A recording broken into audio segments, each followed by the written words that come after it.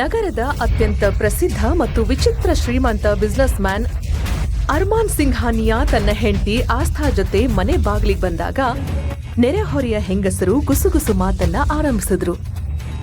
ಅರ್ಮಾನ್ ಸಿಂಘಾನಿಯಾ ನಿಜವಾಗ್ಲೂ ಮದ್ವೆ ಆದ್ನಾ? ಅವನಿಗೆ ಹುಡುಗಿರಂದ್ರೆ ಆಗಲ್ಲ ಅಲ್ವಾ? ಏಯ್, ನಿಧಾನವಾಗಿ ಮಾತಾಡು. ಅವನೇನಾದ್ರೂ ಕೇಳಿಸ್ಕೊಂಡ್ರೆ ನಿನ್ ಕಥೆ ಅಷ್ಟೇ.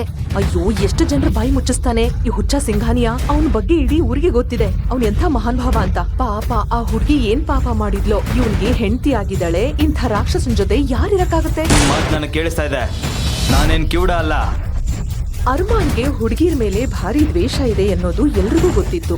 ಆ ದ್ವೇಷದಿಂದಲೇ ಅರ್ಮಾನ್ ಸಿಂಘಾನಿಯಾಗೆ ಹುಡುಗಿ ಅಲ್ಲ, ಹುಡುಗರೇ ಇಷ್ಟ ಎಂಬ ವದಂತಿ ಕೂಡ ಹುಟ್ಕೊಂಡಿತ್ತು. ಬಾ ಇದೆ ಅಂತ ಏನ್ ಬೇಕಾದ್ರೂ ಮಾತಾಡ್ತೀಯಾ? ನಾನ್ ಯಾರು ಅಂತ ಗೊತ್ತು ತಾನೆ. ನಾನು ಇನ್ನೊಂದು ಮುಖ ನೋಡೋಕೆ ನೀವ್ಯಾರು ಇಷ್ಟಪಡಲ್ಲ ಅಲ್ವಾ?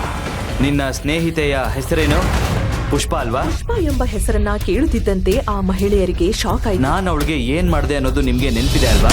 ಇಲ್ಲೇ ಏನ್ ನಿಂತಿದ್ದೀರಾ? ಹೋಗಿ ಇಲ್ಲಿಂದ, ಇಲ್ಲ ನನ್ನ ರೂಮಿಗೆ ಬರ್ತೀಯಾ? ಅರ್ಮಾನ್ನ ಕೋಪದಿಂದ ತುಂಬಿದ ಧ್ವನಿ ಕೇಳಿ ಮಹಿಳೆಯರು ತಕ್ಷಣ ಅಲ್ಲಿಂದ ಹೊರಟು ಹೋದ್ರು. ಒಬ್ಬ ರಾಕ್ಷಸನ್ ಜೊತೆ ಮದ್ವೆ?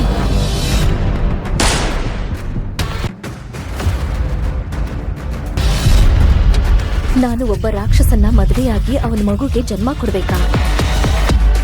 ಆಸ್ಥಾ, ನಿನಗ್ ಬೇರೆ ದಾರಿನೇ ಇಲ್ಲ. ನೀನು ಈ ಮದ್ವೆ ಆಗ್ಲೇಬೇಕು. ನಾನ್ ಮದ್ವೆ ಆಗಲ್ಲ ಅತ್ತೆ. ನಾನ್ ಡಾಕ್ಟರ್ ಆಗ್ಬೇಕು. ಮದ್ವೆ ಆದ್ರೆ ಡಾಕ್ಟರ್ ಆಗಕ್ಕಾಗಲ್ಲ. ಇವ್ರೆಷ್ಟು ಪವರ್ಫುಲ್ ಜನ ಅಂತ ಗೊತ್ತಾ? ಅವ್ರು ಏನ್ ಮಾಡೋಕ್ಕೂ ಹೇಸಲ್ಲ. ನಿನ್ ಮಾವನಿಗೆ ಏನಾದ್ರೂ ಮಾಡ್ಬಿಟ್ರೆ? ನನಗದೆಲ್ಲ ಗೊತ್ತಿಲ್ಲ. ನೀನ್ ಅವನನ್ನ ಮದ್ವೆ ಆಗ್ಲೇಬೇಕು. ನಿರಪರಾಧಿ ಹೂವಿನಂತೆ ಮೃದುವಾದ ಆಸ್ಥಾ ವಧುವಿನಂತೆ ರೆಡಿಯಾಗಿದ್ದಳು. ಅವಳು ದುಃಖದಲ್ಲೂ ಸಹ ತುಂಬಾ ಸುಂದರವಾಗಿ ಕಾಣ್ತಾ ಇದ್ಲು.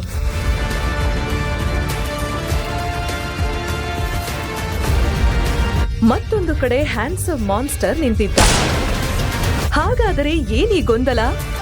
ಬನ್ನಿ ಕೇಳೋಣ ಈಗ್ಲೇ, ಅದು ಕೂಡ ಫ್ರೀ ಆಗಿ.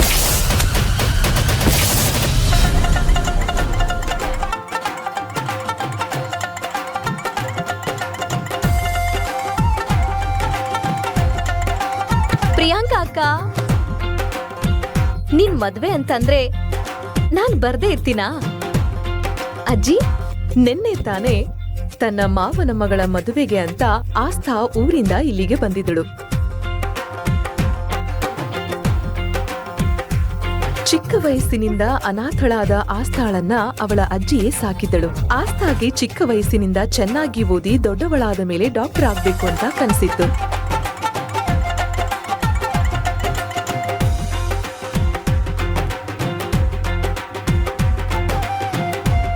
ಆದರೆ ಇದೆಲ್ಲ ಹೇಗಾಯ್ತು? ಮದುವೆಗೆ ಅಂತ ಬಂದವಳೆ ಹೇಗೆ ಮದುಮಗಳಾದಳು? ಬೆಂಗಳೂರಿನ ದೊಡ್ಡ ಪ್ಯಾಲೇಸ್ನಲ್ಲಿ ಮದುವೆಗೆ ಎಲ್ಲಾ ತಯಾರಿ ನಡೆದಿತ್ತು. ಸಾವಿರಾರು ಜನಗಳು, ಕ್ಯಾಮೆರಾಗಳು, ಇಡೀ ಜಾಗ ವೈಭವದಿಂದ ಜಗಜಗಿಸುತ್ತಿತ್ತು. ಇಡೀ ದೇಶದ ಫೇಮಸ್ ಬಿಸ್ನೆಸ್ ಮ್ಯಾನ್ ಅರ್ಮಾನ್ ಸಿಂಘಾನಿಯಾರ ಮದುವೆ ಇದಾಗಿತ್ತು. ಮಂಟಪದಲ್ಲಿ ಕುಳಿತಿದ್ದ ವರ ವಧುವಿಗಾಗಿ ಕಾಯದೆ ತನ್ನ ಲ್ಯಾಪ್ಟಾಪ್ ಮತ್ತು ಫೋನ್ನಲ್ಲಿ ಬ್ಯುಸಿಯಾಗಿದ್ದ. ಅಲ್ಲಿ ಬಂದಿದ್ದ ಜನರಿಗೆಲ್ಲ ಒಂದೇ ಅನುಮಾನ ಬಿತ್ತು, ಇಷ್ಟು ದೊಡ್ಡ ಶ್ರೀಮಂತ ಬಿಸ್ನೆಸ್ ಮ್ಯಾನ್ ಒಬ್ಬ ಸಾಧಾರಣ ಮಿಡಲ್ ಕ್ಲಾಸ್ ಹುಡುಗಿಯನ್ನ ಏಕೆ ಮದುವೆ ಆಗುತ್ತಿದ್ದಾನೆ ಅಂತ. ಮದುವೆ ಶುಭ ಮುಹೂರ್ತ ಹೋಗುತ್ತಿದೆ, ವಧುವನ್ನ ಕರ್ಸಿ. ಹುಡುಗಿನ ಕರ್ಕೊಂಬನ್ನಿ. ಈಗ್ಲೇ ಕರ್ಕೊಂಬರ್ತೀನಿ. ಬಂದೆ.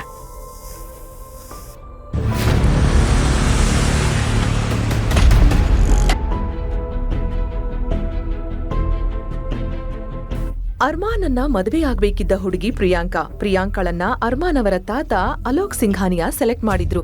ತನ್ನದೇ ಕಂಪನಿಯಲ್ಲಿ ಕೆಲಸ ಮಾಡುತ್ತಿದ್ದ ಮನೋಜ್ ಅವರ ಮಗಳೇ ಪ್ರಿಯಾಂಕಾ. ಪ್ರಿಯಾಂಕಾಗೆ ಈ ಮದುವೆ ಇಷ್ಟವಿಲ್ಲದಿದ್ದರೂ ಅವಳು ಏನೂ ಹೇಳದೆ ಈ ಮದುವೆಗೆ ಒಪ್ಪಿಕೊಂಡಿದ್ದಳು. ಆದರೆ ಕೊನೆ ಕ್ಷಣದಲ್ಲಿ ಅವಳು ತನ್ನ ನಿರ್ಧಾರವನ್ನು ಬದಲಾಯಿಸಿದಳು. ಅವಳು ಕೊನೆ ಕ್ಷಣದಲ್ಲಿ ಮದುವೆಯ ಮಂಟಪದಿಂದ ಹೊರಟು ಹೋಗಿದ್ದಳು.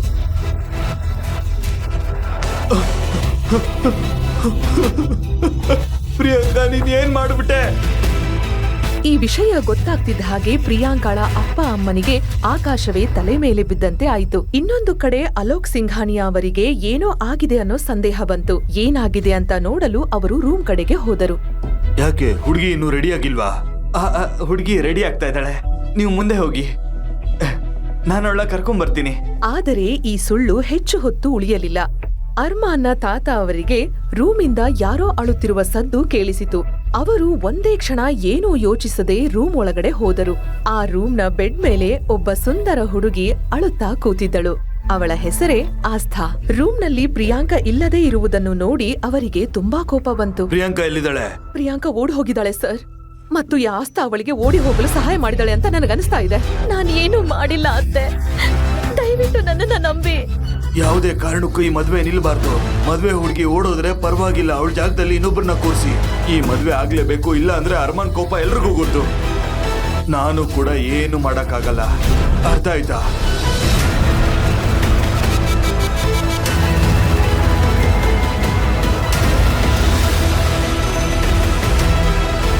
ಅರ್ಮಾನ್ಗೆ ಹುಡುಗಿರು ಅಂದ್ರೆ ಆಗ್ತಾ ಇರ್ಲಿಲ್ಲ. ಅವನ ತಾತ ಹಾರ್ಟ್ ಅಟ್ಯಾಕ್ ನ ನಾಟಕ ಮಾಡಿ ಈ ಮದುವೆಗೆ ಅವನನ್ನ ಒಪ್ಸಿದ್ರು. ಈಗ ಹುಡುಗಿ ಓಡಿ ಹೋಗಿದ್ದಾಳೆ ಅಂತ ಗೊತ್ತಾದ್ರೆ ಅರ್ಮಾನ್ ಯಾವತ್ತೂ ಮದುವೆ ಆಗಲ್ಲ ಅನ್ನೋದು ನಿಶ್ಚಯವಾಗಿತ್ತು. ಪ್ರಿಯಾಂಕಾ ತಾಯಿ ಎಲ್ಲಾ ಆರೋಪವನ್ನು ಆಸ್ಥಾ ಮೇಲೆ ಹಾಕುತ್ತಾ ಹೀಗೆಂದಳು, ಇದೆಲ್ಲ ಆಗೋದಕ್ಕೆ ನೀನೇ ಕಾರಣ. ಇದಕ್ಕೆ ಪನಿಷ್ಮೆಂಟ್ ಸಹ ನಿನಗೆ ಸಿಗ್ಬೇಕು. ಈ ಮದುವೆ ನಿಲ್ಲಲ್ಲ. ಈ ಮದುವೆಯ ಮದುಮಗಳು ನೀನೇ, ಗೊತ್ತಾಯ್ತಾ? ಗೊತ್ತಾಯ್ತಾ?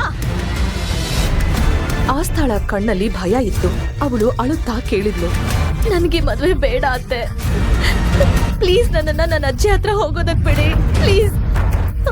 ಪ್ರಿಯಾಂಕಾ ಅಕ್ಕ ಹೇಳ್ತಾ ಇದ್ಲು, ಅವಳು ಬಾಯ್ ಮುಚ್ಚು, ಒಂದು ಮಾತು ಸಹ ಆಡ್ಬೇಡ, ನಾನು ಹೇಳಿದ ಹಾಗೆ ನೀನ್ ಮಾಡ್ಬೇಕು. ಆಸ್ಥಾ ಅತ್ತಳು, ಕಿರ್ಚಿದ್ಲು. ಆದ್ರೆ ಯಾರು ಸಹ ಅವಳ ಮಾತನ್ನ ಕೇಳಲಿಲ್ಲ. ಆ ಕ್ಷಣದಲ್ಲಿ ಅದು ಒಬ್ಬ ಹುಡುಗಿಯ ಜೀವನ ಆಗಿರಲಿಲ್ಲ, ಅದು ಸಿಂಘಾನಿಯಾ ಎಂಪೈರ್ ನ ಕಳಂಕರಹಿತ ಗೌರವದ ಬಗ್ಗೆ ಆಗಿತ್ತು. ಆಸ್ಥಾ, ನೀನ್ ಈ ಮದ್ವೆ ಮಾಡ್ಕೊಳ್ಳೇಬೇಕು. ಇಲ್ಲದಿದ್ರೆ ಅರ್ಮಾನ್ ಸಿಂಘಾನಿಯಾ ನಮ್ಮನ್ನೆಲ್ಲ ಕೊಂದೇ ಬಿಡ್ತಾನೆ. ಆ ಮನುಷ್ಯ ಎಷ್ಟು ಅಪಾಯಕಾರಿ ಅನ್ನೋದು ನಿಂಗೆ ಗೊತ್ತಿಲ್ಲ.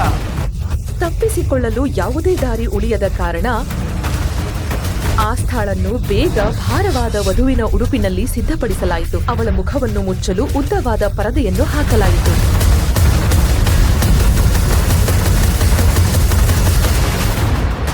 ದಯವಿಟ್ಟು ನಿಮ್ಮ ಕೈಗಳನ್ನ ಮುಂದೆ ಚಾಚಿ.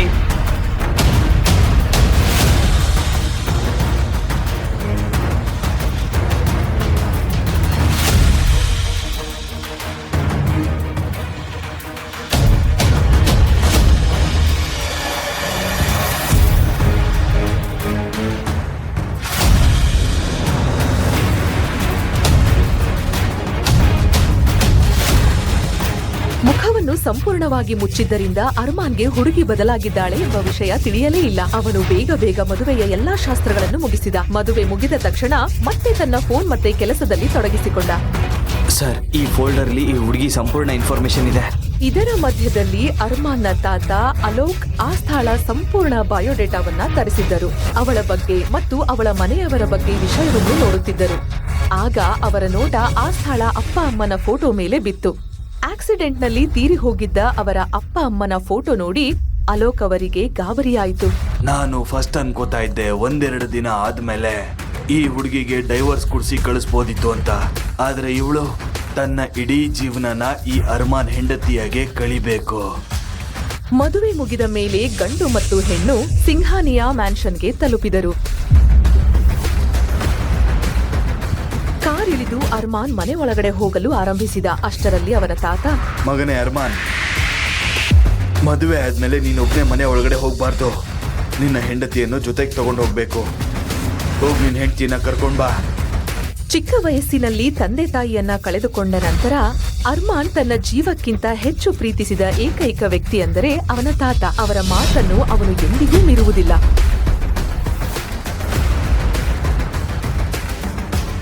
ಸಿಂಘಾನಿಯಾ ಮೆನ್ಷನ್ ಒಳಗಡೆ ಕಾಲಿಡುವುದು ಪ್ರತಿಯೊಬ್ಬ ಹುಡುಗಿಯ ಕನಸು ಅಂತಾರೆ. ಆದ್ರೆ ಆಸ್ಥಾಗೆ ಅದು ಕನಸಿನ ಆರಂಭವಾಗಿರಲಿಲ್ಲ, ಅದು ಅವಳ ನಾಶದ ಬಾಗಿಲವಾಗಿತ್ತು. ಆಸ್ಥಾ ಇನ್ನೂ ತನ್ನ ಪರದೆ ತೆಗೆದಿರಲಿಲ್ಲ, ಆದ್ದರಿಂದ ಅವಳಿಗೆ ಏನು ಸ್ಪಷ್ಟವಾಗಿ ಕಾಣುತ್ತಿರಲಿಲ್ಲ. ಅರ್ಮಾನ್ ಕೋಪದಿಂದ ದೊಡ್ಡ ದೊಡ್ಡ ಹೆಜ್ಜೆ ಇಡುತ್ತಾ ಅವಳನ್ನು ಎತ್ತಿಕೊಂಡು ಮನೆಯ ಒಳಗಡೆ ಹೋದ. ಅವರು ಒಳಗೆ ಬರುವುದನ್ನು ನೋಡಿ ಅರ್ಮಾನ್ನ ತಮ್ಮ ಮತ್ತು ಕೆಲ ಸ್ನೇಹಿತರು ಹಾಲ್ನಲ್ಲಿ ಕ್ಲಾಪ್ಸ್ ಆರಂಭಿಸಿದರು. ಆದರೆ ಅವರು ಲಿವಿಂಗ್ ರೂಮ್ ನ ದಾಟುತ್ತಿದ್ದಂತೆ ಅರ್ಮಾನ್ ಕಠಿಣವಾಗಿ ಆಸ್ಥಾಳನ್ನ ಕೆಳಗಿಳಿಸಿದ. ಕೇಳಿ, ಮಾಡಬೇಕಾದ ಡ್ರಾಮಾ ಎಲ್ಲ ಮಾಡಾಗಿದೆ. ನನಗೆ ಆಫೀಸ್ನಲ್ಲಿ ತುಂಬಾ ಕೆಲಸ ಇದೆ. ನನಗೆ ಮತ್ತೆ ಯಾವ ಹೊಸ ಡ್ರಾಮಾ ಬೇಡ. ಹೀಗೆ ಹೇಳಿ ಅರ್ಮಾನ್ ತನ್ನ ಸ್ಟಡಿ ರೂಮ್ಗೆ ಹೋದ. ಅಹನ್, ಎಷ್ಟತ್ತ ಅತ್ತಿಗೆ, ಬನ್ನಿ ನಿಮ್ ರೂಮ್ ತೋರಿಸ್ತೀನಿ. ತಾತನ ಸೂಚನೆ ಸಿಕ್ಕ ತಕ್ಷಣ ಅರ್ಮಾನ್ನ ತಮ್ಮ ಆಹಾನ್ ಆಸ್ಥಾಳನ್ನ ಅರ್ಮಾನ್ ರೂಮ್ಗೆ ಕರೆದುಕೊಂಡು ಹೋದ. ಒಳಗ್ ಬನ್ನಿ ಅತ್ತಿಗೆ. ವೆಲ್ಕಮ್, ಇದು ನಿಮ್ಮ ರೂಮ್. ನಿಮಗೆ ಏನಾದರೂ ಬೇಕಾದರೆ ಬೆಲ್ಲೊತ್ತಿ. ನಿಮ್ಮ ಸೇವೆಗೆ ಯಾರಾದರೂ ಬರ್ತಾರೆ. ನೀವು ಆರಾಮಾಗಿರಿ, ಸ್ವಲ್ಪ ಹೊತ್ತಲ್ಲಿ ಮತ್ತೆ ಬರ್ತೀನಿ. ಆಸ್ಥಾ ಒಳಗಡೆ ಬಂದ ತಕ್ಷಣ ಒಮ್ಮೆ ನೆಮ್ಮದಿಯ ಉಸಿರು ಬಿಟ್ಟಳು. ಅವಳು ತನಗೆ ಗೊತ್ತಿಲ್ಲದ ಯಾರದೋ ಮನೆಯಲ್ಲಿ ಒಬ್ಬಳೇ ಮೊದಲನೇ ಬಾರಿ ಇದ್ದದ್ದು. ಬಾಗಿಲನ್ನು ಸ್ವಲ್ಪ ತಳ್ಳಿದಳು. ಅದು ಆಟೋಮ್ಯಾಟಿಕ್ ಎಲೆಕ್ಟ್ರಾನಿಕ್ ಲಾಕ್ ಇರುವ ಡೋರ್ ಆಗಿತ್ತು. ಇದರ ಬಗ್ಗೆ ಇವಳಿಗೆ ಐಡಿಯಾ ಸಹ ಇರಲಿಲ್ಲ. ಮೊದಲ ಬಾರಿ ಅವಳು ತನ್ನ ಪರದೆಯನ್ನು ಸರಿಸಿ ಜೋರಾಗಿ ನಿಟ್ಟುಸಿರನ್ನ ಬಿಟ್ಟಳು. ತುಂಬಾ ಸುಸ್ತಾಗಿದ್ದ ಆಸ್ಥಾ ಒಮ್ಮೆಲೆ ನಿದ್ರೆಗೆ ಜಾರಿದಳು. ತನ್ನ ಕೆಲಸವನ್ನು ಮುಗಿಸಿ ರಾತ್ರಿ 10 ಗಂಟೆಗೆ ಅರ್ಮಾನ್ ರೂಮಿಗೆ ಬಂದ. ಅವನ ಮಂಚದ ಮೇಲೆ ಅವಳು ಪರದೆ ಹಾಕಿಕೊಂಡೇ ಮಲಗಿದ್ದಳು. ಅದನ್ನು ನೋಡಿ ಅರ್ಮಾನ್ ಹೀಗೆಂದ, ಈ ತಾತ ಇದಾರಲ್ಲ, ನನ್ನ ರೂಮ್ಗೆ ಇವಳನ್ನ ಕಳಿಸೋ ಅಗತ್ಯ ಏನಿತ್ತು? ಈ ಮದುವೆ ಹೆಸರಿಗೆ ಮಾತ್ರ ಈ ಹುಡುಗಿ ಯಾರಾದ್ರೇನು, ನನಗೆ ಅವಶ್ಯಕತೆ ಇಲ್ಲ. ನನ್ನ ಜೀವನದಲ್ಲಿ ಯಾವ ಹುಡುಗಿ ಬರಲು ಸಾಧ್ಯವಿಲ್ಲ. ಅವನು ಕೆಮ್ಮುತ್ತಾ ಆಸ್ಥಾಳನ್ನ ಎಬ್ಬಿಸಲು ಪ್ರಯತ್ನಪಟ್ಟ. ಗಾಢ ನಿದ್ದೆಯಲ್ಲಿ ಇದ್ದ ಅವಳಿಗೆ ಎಚ್ಚರವಾಗಲಿಲ್ಲ. ಅದರಿಂದ ಕೋಪಗೊಂಡ ಅರ್ಮಾನ್ ಟೇಬಲ್ ಮೇಲಿದ್ದ ಗ್ಲಾಸ್ ಅನ್ನು ಜೋರಾಗಿ ಒಡೆದು ಹಾಕಿದ. ಕೆಳಗೆ ಬೀಳುತ್ತಿದ್ದ ಹಾಗೆ ಆ ಗ್ಲಾಸ್ ಜೋರಾಗಿ ಶಬ್ದ ಮಾಡಿ ಒಡೆದು ಹೋಯಿತು. ಆದರೂ ಸಹ ಅವಳು ಎದ್ದೇಳಲೇ ಇಲ್ಲ. ನಾನು ಇವಳ ಯಾಕೆ ಇಷ್ಟು ಸಾಫ್ಟ್ ಆಗಿ ಎಬ್ಬಿಸ್ಬೇಕು? ಇದನ್ನು ನೋಡಿ ಅವನಿಗೆ ತುಂಬಾ ಸಿಟ್ಟು ಬಂತು. ಅರ್ಮಾನ್ ತನ್ನ ಜೇಬಿನಿಂದ ಒಂದು ಗನ್ನನ್ನು ಹೊರತೆಗೆದ. ಅದನ್ನು ಆಸ್ಥಾ ಮಲಗಿದ್ದ ಬೆಡ್ ಪಕ್ಕಕ್ಕೆ ಗುರಿ ಇಟ್ಟ. ಗುಂಡಿನ ಶಬ್ದ ಕೇಳ್ತಿದ್ದ ಹಾಗೆ ಆಸ್ಥಾ ತುಂಬಾ ಭಯಪಟ್ಟು ಎದ್ದು ಕೂತಳು. ಗನ್ ಫೈರ್ ಆದ ಸೌಂಡ್ ಅನ್ನ ಕೇಳಿ ಅರ್ಮಾನ್ನ ತಾತ ಮತ್ತು ಅವನ ತಮ್ಮ ಅಲ್ಲಿಗೆ ಓಡಿ ಬಂದರು. ನೀನ್ ಏನ್ ಮಾಡ್ತಾ ಇದೀಯ ಅರ್ಮಾನ್? ಈ ಹುಡುಗಿಗೆ ಯಾಕೆ ಇಷ್ಟೊಂದು ಭಯ ಪಡಿಸ್ತೀಯ? ನೀವು ಹೇಳಿದ್ರಿ ಅಂತ ನಾನು ಈ ಮದುವೆ ಆದೆ ಅಷ್ಟೇ. ಅದ್ರ ಅರ್ಥ ನಾನು ಈ ಮದುವೆನ ನಿಭಾಯಿಸ್ತೀನಿ ಅಂತಲ್ಲ.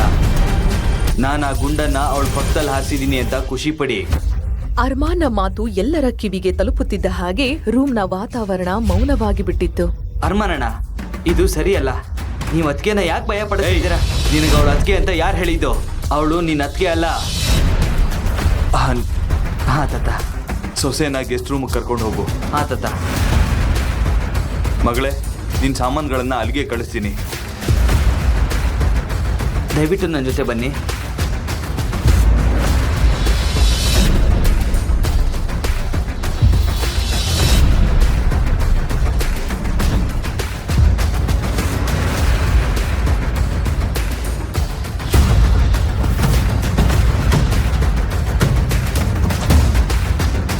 ನನ್ನ ಕ್ಷಮಿಸಮ್ಮ ಮಗಳೇ. ನಿನಗೆ ನಾವು ಅನ್ಯಾಯ ಮಾಡಿದೀವಿ ಅನ್ನೋದು ನನಗೆ ಗೊತ್ತಮ್ಮ. ಆದರೆ ನನಗೆ ಬೇರೆ ದಾರಿ ಇರಲಿಲ್ಲ. ತಾತ, ನೀವ್ಯಾಕೆ ಕ್ಷಮೆ ಕೇಳ್ತಾ ಇದ್ದೀರಾ? ನಡೆದಿರೋದ್ರಲ್ಲಿ ನಿಮ್ ತಪ್ಪೇನೂ ಇಲ್ಲ. ಅಷ್ಟ ಕೇಳು ಮಗಳೇ, ನೀನೇನಾದರೂ ನಮ್ಮ ಅರ್ಮಾನ್ನ ಬದಲಾಯಿಸಿದ್ರೆ ನೀನ್ ಡಾಕ್ಟರ್ ಆಗುವ ಕನಸನ್ನ ನಾನು ಈಡೇರಿಸ್ತೀನಿ. ನನ್ನ ಮಾತು ನಂಬು, ನಾನು ಪ್ರಾಮಿಸ್ ಮಾಡ್ತಾ ಇದ್ದೀನಿ. ಇದನ್ನು ಕೇಳುತ್ತಿದ್ದಂತೆಯೇ ಆಸ್ಥಾಳ ಮನಸ್ಸಿನಲ್ಲಿ ಮತ್ತೆ ಆಸೆ ಹುಟ್ಟಿತು. ನನಗೆ ನಿನ್ ಮೇಲೆ ಸಂಪೂರ್ಣ ನಂಬಿಕೆ ಇದೆ. ನೀನು ಈ ಕೆಲಸ ಮಾಡೇ ಮಾಡ್ತೀಯ. ನಾನಿನ್ನ ಸೂಟ್ ಕೇಸ್ಗಳನ್ನು ಇಲ್ಲಿಗೆ ಕಳಿಸ್ಕೊಡ್ತೀನಿ. ನೀನು ಡ್ರೆಸ್ ಚೇಂಜ್ ಮಾಡಿ ಚೆನ್ನಾಗಿ ರೆಸ್ಟ್ ಮಾಡಿ ನೀನು ಇಲ್ಲೇ ಮಲ್ಕೋ. ನಾಳೆ ಅರ್ಮಾನ್ ಬಿಸ್ನೆಸ್ ಡೀಲ್ಗಾಗಿ ಹೋಗಬೇಕಾಗಿದೆ.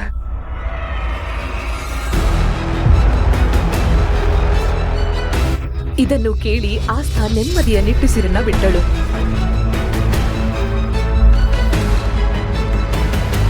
ಮರುದಿನ ಬೆಳಗ್ಗೆ ಎದ್ದು ಅವಳು ಕಿಟಕಿಯಿಂದ ಹೊರಗಡೆ ನೋಡಿದಳು. ಇದೇ ಮೊದಲನೇ ಬಾರಿಗೆ ಅವಳು ತನ್ನ ಹಳ್ಳಿಯನ್ನ ಬಿಟ್ಟು ಸಿಟಿಯಲ್ಲಿ ಒಂದು ದಿನ ಕಳೆದಿದ್ದು. ಅವಳು ರೆಡಿಯಾಗಿ ಗಾರ್ಡನ್ ಹತ್ತಿರಕ್ಕೆ ಬಂದಳು. ಅಲ್ಲಿ ಯಾರೋ ಫಾರ್ಮಲ್ಸ್ ಡ್ರೆಸ್ ಹಾಕಿದ್ದ ಒಬ್ಬ ವ್ಯಕ್ತಿಯನ್ನ ನೋಡಿದಳು. ಅವನು ಗಿಡದ ಟೊಂಗೆಗಳನ್ನ ಕತ್ತರಿಸುತ್ತಿದ್ದ. ಆಮೇಲೆ ಇನ್ನೇನು, ಓ ಮೈ ಗಾಡ್, ಇವ್ನ್ ಯಾರೋ ಹುಚ್ಚ ಇರ್ಬೇಕು. ಅರ್ಮಾನ್ನ ದುಬಾರಿ ಗಿಡಗಳನ್ನ ಹಾಳು ಮಾಡ್ತಾ ಇದ್ದಾನೆ. ಅರ್ಮಾನ್ಗಿದು ಗೊತ್ತಾದ್ರೆ ಇವನ್ ಕತೆ ಮುಗ್ದೇ ಹೋಗುತ್ತೆ. ಏನ್ ಮಾಡ್ತಾ ಇದೀಯಾ? ಆ ವ್ಯಕ್ತಿ ಆಸ್ಥಾಳ ಕಡೆಗೆ ತಿರುಗಿದ. ಅವನ ಆಳವಾದ ಕಪ್ಪು ಕಣ್ಣುಗಳು ಅವಳನ್ನೇ ಚುಚ್ಚುವಂತೆ ಕಂಡವು. ತಾನು ಮದುವೆಯಾಗಿದ್ದ ವ್ಯಕ್ತಿಯನ್ನು ಆಸ್ಥಾ ಇಲ್ಲಿಯವರೆಗೂ ಸರಿಯಾಗಿ ನೋಡಿರಲಿಲ್ಲ. ನಾನ್ ನಿನ್ನನ್ನ ಕಾಪಾಡ್ತಾ ಇದ್ರೆ ನೀನು ನನ್ನನ್ನೇ ಗುರಾಯಿಸ್ತಾ ನೋಡ್ತಾ ಇದೀಯಾ? ಆ ವ್ಯಕ್ತಿ ಬೇರೆ ಯಾರೂ ಅಲ್ಲ, ಅವನೇ ಅರ್ಮಾನ್ ಆಗಿದ್ದ. ವೆದರ್ ಕಾರಣದಿಂದ ಅವನು ಇಂದು ಬೆಳಗ್ಗೆ ಪ್ಯಾರಿಸ್ಗೆ ಹೋಗಲು ಆಗಲಿಲ್ಲ. ಅವನ ಮೀಟಿಂಗ್ ಆಗಿತ್ತು. ಅರ್ಮಾನ್ಗೆ ಅವನ ಕೆಲಸದ ಹೊರತು ಅವನಿಗೆ ಇದ್ದ ಒಂದೇ ಒಂದು ಹಾಬಿ ಅಂದ್ರೆ ಅದು ಗಾರ್ಡನಿಂಗ್. ಪ್ಲಾಂಟ್ಸ್ ಅಂದ್ರೆ ಅವನಿಗೆ ತುಂಬಾ ಇಷ್ಟ. ಈ ವಿಷಯ ಆಸ್ಥಾಗೆ ಸ್ವಲ್ಪನೂ ಗೊತ್ತಿರಲಿಲ್ಲ. ಅದೇ ರೀತಿ ಅರ್ಮಾನ್ಗೂ ಕೂಡ ಆಸ್ಥಾಳ ನಿಜ ಗೊತ್ತಿರಲಿಲ್ಲ. ನೀನ್ ಯಾರ ಜೊತೆ ಮಾತಾಡ್ತಾ ಇದೀಯ ಅಂತ ಗೊತ್ತಾ? ನಿನ್ಗಿನ್ನೂ ಟೈಮ್ ಇದೆ. ನಿನ್ ಬ್ಯಾಗ್ ಅನ್ನ ಈಗ್ಲೇ ಪ್ಯಾಕ್ ಮಾಡಿ ಇಲ್ಲಿಂದ ಓಡ್ ಹೋಗು. ನನ್ ಮಾತನ್ನ ಕೇಳು, ಅದೇ ನಿನಗೆ ಒಳ್ಳೇದು. ಹಠಾತ್ತನೆ ಅರ್ಮಾನ್ ಸಿಜರನ್ನ ಒಂದು ಬದಿಗೆ ಎಸೆದು ಆಸ್ಥಾಳ ಕೈ ಹಿಡಿದು ತನ್ನ ಕಡೆಗೆ ಎಳೆದ. ಆಸ್ಥಾ ಈಗ ಅವನಿಗೆ ತುಂಬಾನೇ ಹತ್ತಿರವಾಗಿದ್ಲು. ಒಂದು ಕ್ಷಣ ಅರ್ಮಾನ್ ಕೂಡ ಅವಳ ಸೌಂದರ್ಯದಲ್ಲಿ ಕಳೆದು ಹೋದ. ನನ್ನ ಕೈ ಹಿಡ್ಕೊಳ್ಳೋದಕ್ಕೆ ನಿನಗೆಷ್ಟು ಧೈರ್ಯ? ನೀನೊಬ್ಬ ಸರ್ವೆಂಟ್ ಥರಾನೇ ಇರು. ನಾನು ಹೇಳಿದ ಅರ್ಥ ಆಯ್ತಾ? ನೀನ್ ನನ್ನ ಸರ್ವೆಂಟ್ ಅನ್ಕೊಂಡಿದ್ಯಾ? ನಾನು ಯಾರು ಅಂತ ನಿನಗೆ ಗೊತ್ತಿಲ್ಲ. ಇಲ್ಲಿ ನೋಡಿ, ಒಳ್ಳೆಯವ್ರಿಗೆ ಕಾಲಾನೇ ಇಲ್ಲ. ನಾನ್ ನಿನ್ನ ಗನ್ ಮಾನ್ಸ್ಟರ್ ಇಂದ ಕಾಪಾಡೋ ಪ್ರಯತ್ನ ಪಡ್ತಿದ್ರೆ ನೀನ್ ನನ್ ಮೇಲೆನೆ ಆವಾಜ್ ಆಗ್ತಿದ್ಯಾ ಗಮಂಡಿ? ಗಮಂಡಿ ಅಂದ್ರೇನು? ಅಯ್ಯೋ ದೇವ್ರೆ, ಈ ಮನೇಲಿ ಎಲ್ಲರೂ ಆ ಮಾನ್ಸ್ಟರ್ ಥರಾನೇ ಆಡ್ತಾರಲ್ಲ. ಗಮಂಡಿ ಅಂತಂದ್ರೆ ರೋಪ್ ಹಾಕೋದು. ನಾನ್ ನಿನ್ನ ಉಳ್ಸೋಕ್ ಪ್ರಯತ್ನ ಪಡ್ತಾ ಇದ್ದೀನಿ, ನೀನ್ ನೋಡಿದ್ರೆ ಹೀಗಾಡ್ತಿದ್ಯಲ್ಲ. ಇದನ್ನ ಕೇಳಿ ಅರ್ಮಾನ್ ಕಣ್ಣು ಮಿಟಿಕಿಸದೆ ಆಸ್ಥಾಳನ್ನೇ ನೋಡ್ತಾ ಇದ್ದ. ಈಗ ಸಂಪೂರ್ಣ ಕಥೆಯನ್ನು ಈಗಲೇ ಕೇಳಲು ಡಿಸ್ಕ್ರಿಪ್ಷನ್ ನಲ್ಲಿ ಕೊಟ್ಟಿರುವ ಲಿಂಕ್ ಮೇಲೆ ಕ್ಲಿಕ್ ಮಾಡಿ ಪಾಕೆಟ್ FM ಆಪ್ ನ ಡೌನ್ಲೋಡ್ ಮಾಡಿ.